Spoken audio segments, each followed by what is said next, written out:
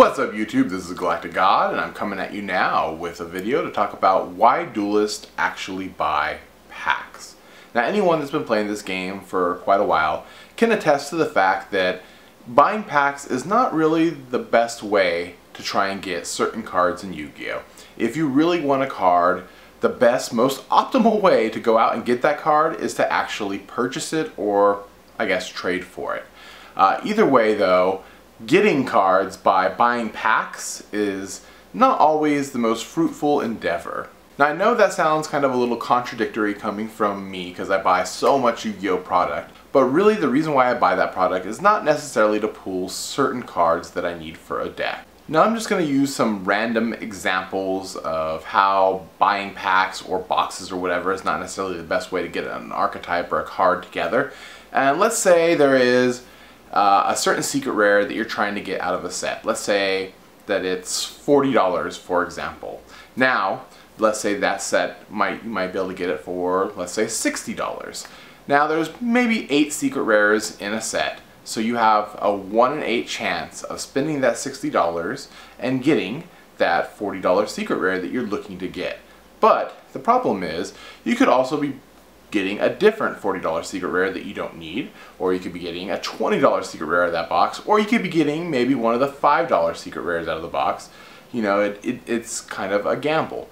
But also on the flip side, sometimes there are those $70, $80, $90, $100 plus secret rares, stuff like Exciton Knight or Tour Guide from the Underworld, Max C, Pot of Duality. Some of these cards that rise super high up in price that people, you know, pay gargantuan amounts of money for, that, you know, ultimately is other cards that you could use.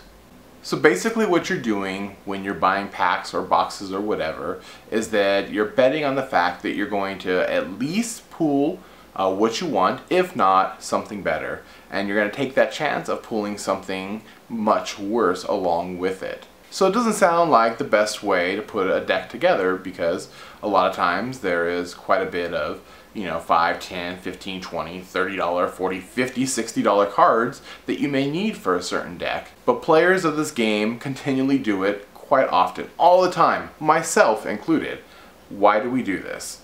Now obviously I cannot speak for everyone, but for myself, I think it goes back to how the original anime and what it kind of ingrained into us. How if you just believe in the heart of the cards that you're going to get what you need. And I also think that, you know, people who buy these kinds of packs, that there's a little bit of a gambler spirit within us as well. I mean, there's a little bit of a rush that comes from when you're flipping through the cards to try and get to that middle one, and you know, when you see the rare, and you know that next card is going to be, you know, something that either redeems the value that you put into it or is going to crush your spirits.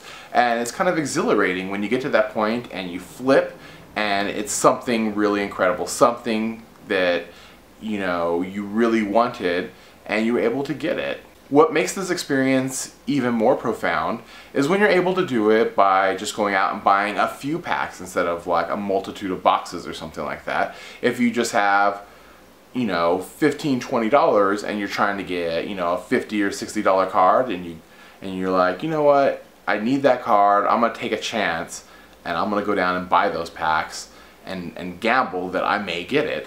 And more often than not, you're probably not, but that time that you do get it, it's kind of really invigorating. And I think what Konami has kind of done has made the pack opening experience almost as much a big a part of playing this game as actually being involved in a duel.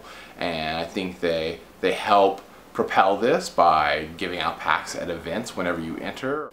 I mean, obviously there's something within us as Yu-Gi-Oh players that makes us enjoy opening packs or even watching others opening packs, because, you know, channels like Simply Unlucky and Cyber Knight, which are primarily pack opening channels, have some of the highest subscriber counts out of any other Yu-Gi-Tuber out there. So in the comment section below, let me know your guys' thoughts on the subject. Why do you think people continually buy packs and open them instead of just going out and buying the cards that they need? And I guess that's going to do it for now. This is GalacticGod, out.